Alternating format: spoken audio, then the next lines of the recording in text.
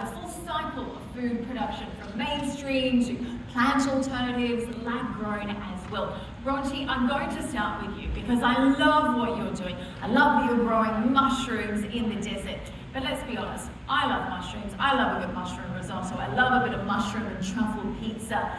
But are mushrooms really going to feed the world? When we look at a lot of these indoor vertical farms, whether it's mushrooms, whether it's leafy greens, those little fancy ones we see at the restaurant, or strawberries, I think certainly they do make a big impact, but are they really going to solve our food security goals? Until we can really address items such as rice, grain, those starchy potatoes that do form such a big part of our global diet today. Yeah, I think... That's right, just keep talking, they'll pick it up. All right, pick me up. I think there is amazing things happening in terms of indoor farms and development in technology that is helping us to grow so much amazing produce here in the UAE. I think that the numbers have shifted from importing 95% before COVID down to about, I've heard numbers around 80 now, and that is largely due to indoor farming. Some of the things that have been grown here are incredible. I think there's a lot more to it. I think there's technology-enabled farming as well that has a big part to play, and that doesn't necessarily only need to be indoors, it can be outdoors as well. Thinking things through, some of the stuff that Sven was saying in terms of how we can grow in a smarter way, in a way that's more in line with nature, means that we are able to grow wheat here, for example. But I think another big part of it is actually, do we eat too much starchy carbohydrates? A lot of countries around the world eat 50% plus in terms of their diet, but actually there's a really interesting piece of research called the Eat Lancet Commission, which has published a diet that is in line with planetary health, and the recommendation is actually 50% of our food should come from fresh produce, fresh fruits and vegetables. Meat and dairy should be down below 5%, I'm sure each, no one would be too surprised to hear that, but starch and carbohydrates really should come down to more like 15% because that requires such big clearing and deforestation of land. So I think there's a whole piece that links towards it, but I think the final piece is that no country is an island. Global imports and trade is really important. You can see so much of that happening here today. But even countries that are an island, like the UK, where I'm from, imports 46% of their food, and yet it's in the top 10 in terms of food security. So I think it's an overall big, different lots of things that need to be considered to be able to work towards that.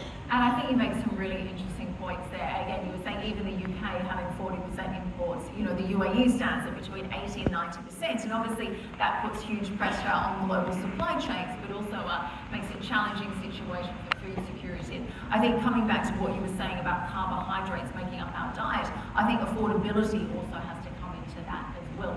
Sven, let me bring you in here, because you're doing some incredible work. I love being able to see the visuals of your presentation of what you've been able to create over the last decade at Forest Foods. What I think is particularly interesting, that when we look at regenerative agriculture, you say it's important, we don't need to reinvent the wheel. In fact, you're actually turning to a number of case studies in Brazil that you say can actually work very effectively in East Africa. So talk me through that, and is that something that we can apply here in the UAE too? Sure, and thank you. Yeah, no, I think it's important to understand that it is true in the regenerative ag space. There's a lot of new concepts and a lot of data that's still being collected and things trying to be proven.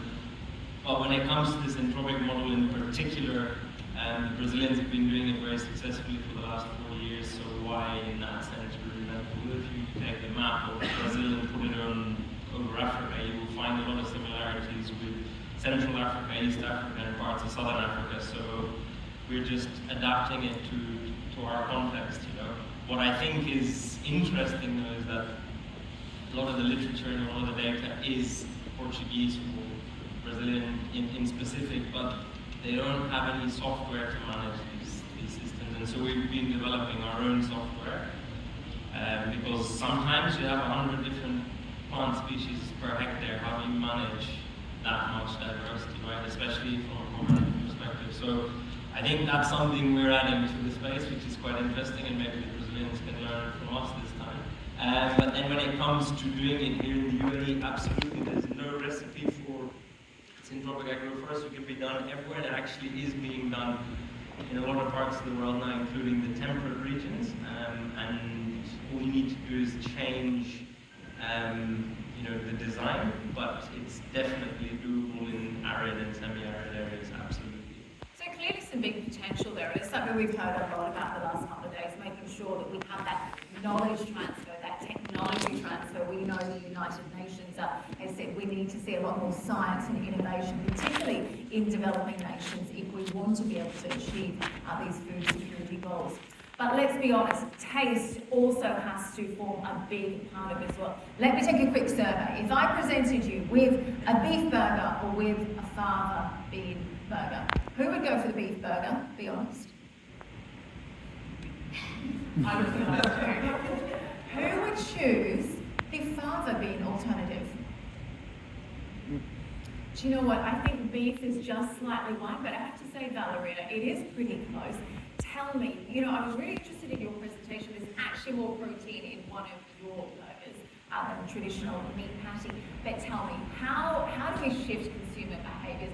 How do you convince people of the benefits? Because, it can be as sustainable as we like, we can be saving as many rainforests as we like, but unless it wins consumers over the taste, a lot of us are not completely converted. Definitely, taste is the point of entry to the food. Food is all about enjoyment, and as we're changing the consumer behavior, it's very important to address that development from the familiarity point of view. I think we need to be very honest to each other that plant-based alternatives, they should not be called parity, because we can never achieve parity with plant-based alternatives, and I think they need and deserve to have their own space. But familiarity is the right subject matter. How we can address this familiarity is by looking at local culture. So we cannot just go to the market and start changing the consumer behavior without understanding what are those cultural nuances and how we can be inspired by this culture in order to bring the plant-based alternative in that particular cultural definition. That's what we do at Thrive. Work a lot with local chefs, understanding different shapes and forms and marinations, spices, so we can really bring that enjoyment of the food to the everyday diet of the consumer. But I also would like to notice that the first generation of plant-based meat was very much after the taste and texture, and that is great. We definitely, as I said, to cater to that. But I think that we slightly dropped the conversation about the health. It's also very important in the equation of the food. And what we are doing with our fava-based burger is we are addressing exactly that element. I already have presented to you the nutritional value of the fava bean, but also what's important, the way how we design, how we partner the ingredient, which is fava bean, with the technology at hand, so we can avoid additives, different numbers, and we can make it clean and very easy and very light to enjoy for the consumer. So that's also, I think, is very important in driving the consumer behavior, taste, but also start talking about the health benefit of it and making it very easy and enjoyable for them to integrate into their diet. And again, I think, changing consumers' habits is not easy. There has to be a certain amount of awareness from the government, from public events as well. It was interesting. Did anyone here attend COP28 recently here in the UAE? It was interesting. For the first time ever, not only did we have a World Food Day, but actually I think 2/3 of the menu options available there were plant-based as well. The first time that's ever happened in history. So again, having big events like that, having a lot more plant alternatives, I think is going to be key in really shifting gears. Dr. Ali, let me bring you in here, because again, when we talk about taste and we talk about non-dairy alternatives to cheese, obviously taste has to come down to it. I know you are big at making sure we have the shreddability, we really have that flavour. Tell me, what are some of the challenges in creating non-dairy alternatives to cheese? How is that different to the mainstream industry, and how will you try to overcome that?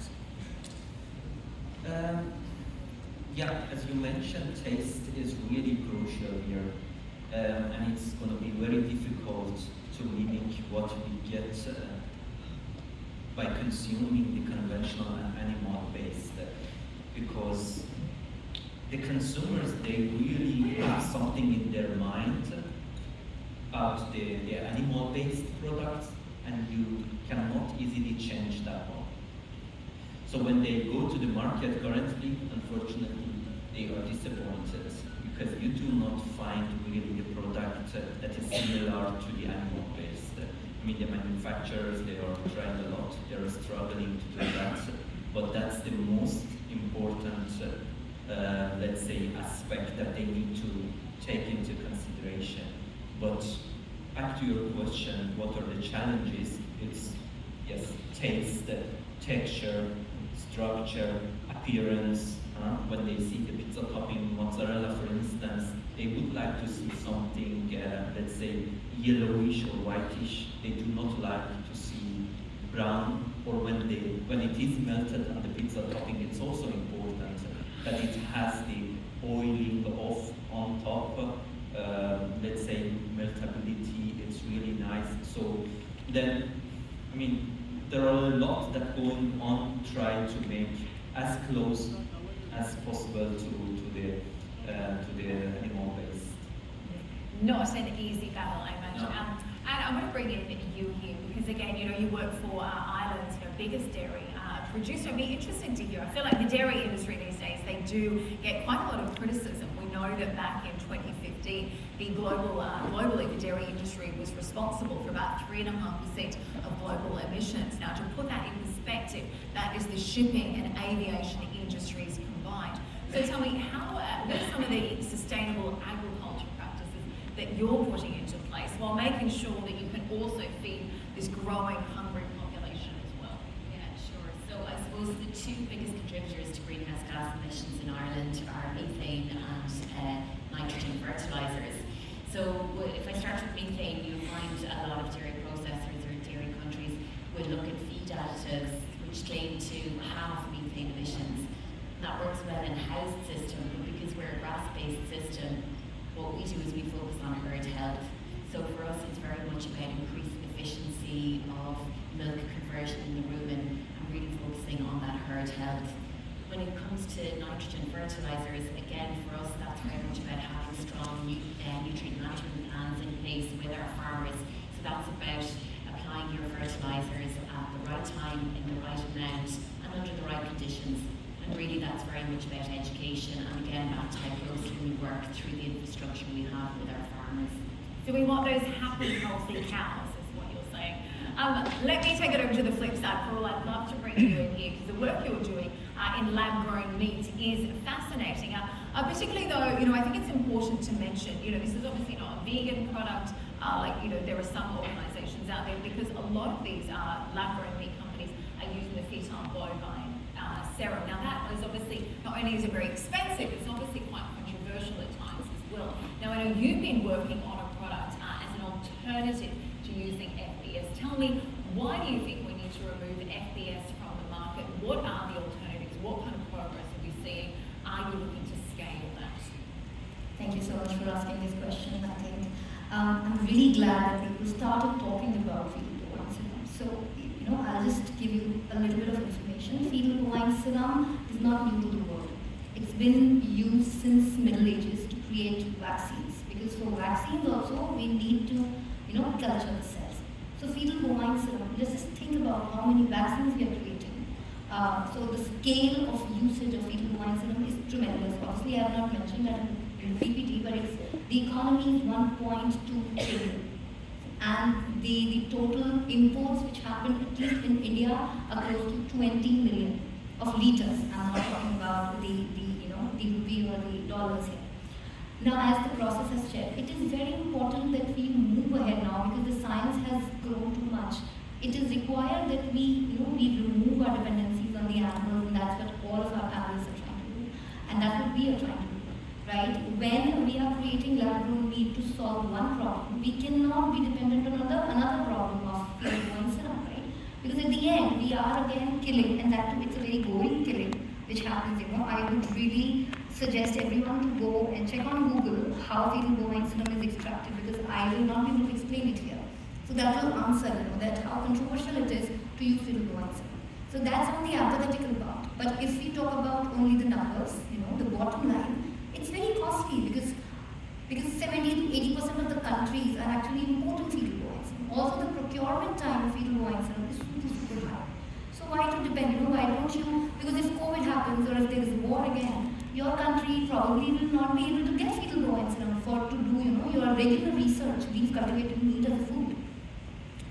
That's the problem which we in India have faced, and we figured out that we have to reduce our dependency, we have to remove FDS from the equation, and we came up with the alternative. Now this alternative is definitely efficient, it's working because we are able to make the meat out of it, and the images which I was showing in the PPT were original images.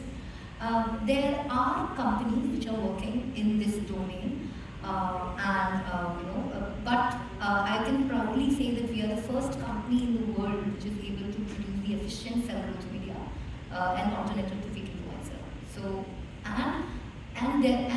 if I have to mention, the Indian government is actually working very silently towards this direction. So they have given this as a task to almost all the biotech companies, in the country, to come up with the alternative, and not just India. All the governments are actually doing it because we have to reduce the dependency on this particular ingredient.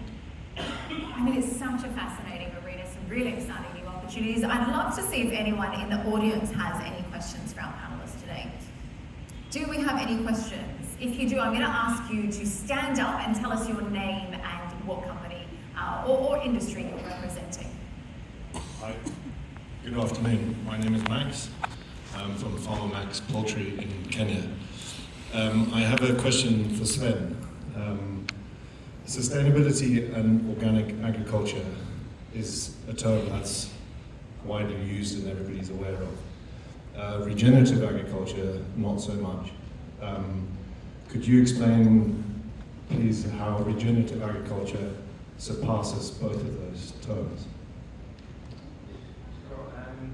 Thanks, Max. Yeah, I think Max is referring to a problem a lot of us have, which is that there's not really certification yet that understands the differences between doing things in a regenerative format versus just good old sustainable. Sustainable actually doesn't mean anything's getting any worse nor any better. So I think to stick to the point at hand, it's challenging because at the end of the day, I think the most powerful, like I said in my presentation, the most powerful certification we can have is our customers.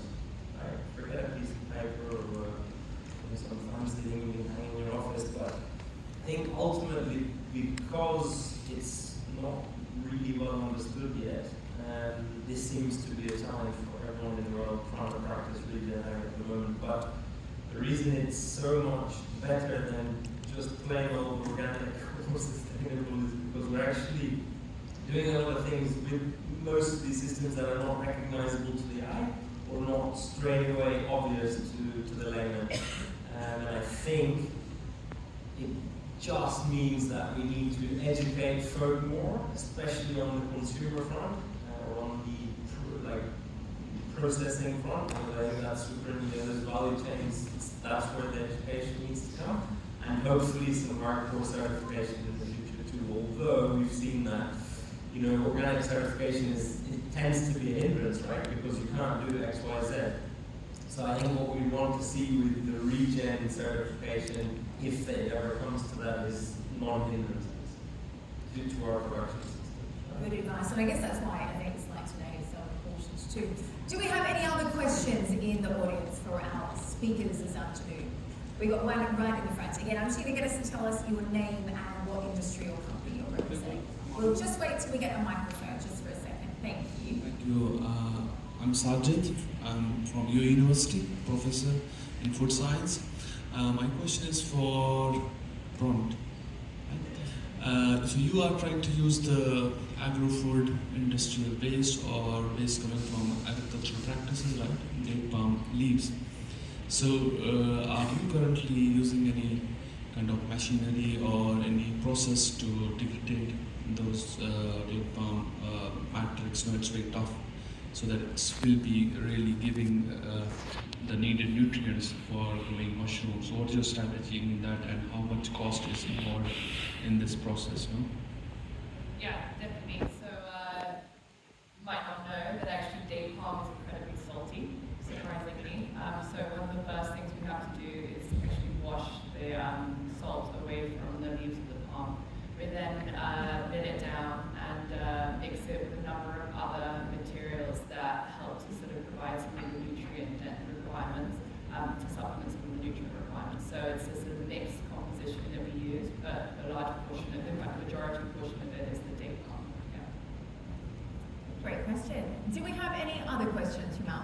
we've got one lovely lady just in the front here. Do we have a microphone? Hello. Oh, we've got someone else. Okay. Thank you for all those insightful speeches. My questions, first, Necat Kırkıl, FSSC 20,000 Turkey and Middle East representative. My question is about actually a bit criticism. First of all, thank you.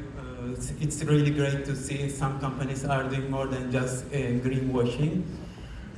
My criticism is like it's about sustainability term. Don't you think we need more than sustainability or net zero terms? Because it sounds like we are happy where we are, so let's just keep it. But actually, this was February or January was the hottest year and month in the world so far. So we just need to restore our environment. And the other criticism is about affordability.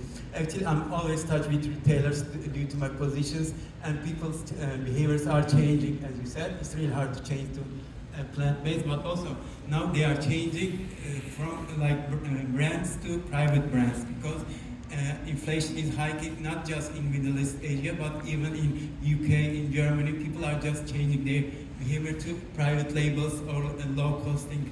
So how you just think to change that affordability? And yeah, that's all for now. Thank you. I think that was a comment more than a question. Do we have anyone who would like to respond to that? Affordability, and do we need better words than sustainability? I can have a go. I agree. I think that the progress, there's good progress happening towards more sustainable food systems. The fact that food systems were even on the agenda at all at COP for the first time is amazing. And there was great final agreement that got a large number of commitments in terms of countries signed up. But those non-binding commitments, countries need to do more to put food systems at the front and center of their climate action. And there's some really interesting things happening from startups and entrepreneurs coming up with really sustainable solutions to be able to grow in a more sustainable way and have our food systems, not only how we grow, but how we cook, how we ship, what we eat, and what we do with all the things we don't eat. All of it needs to be thought about. And we need, from the private sector, more investment into this space. I think especially in developing markets, which would traditionally find it really hard to attract investment into this area, but also there's so much money pouring into fintech and AI and platforms that aren't going to feed the world. So at the end of the day, we need to be looking more into this area in terms of investment. And consumers, you can vote with your plate.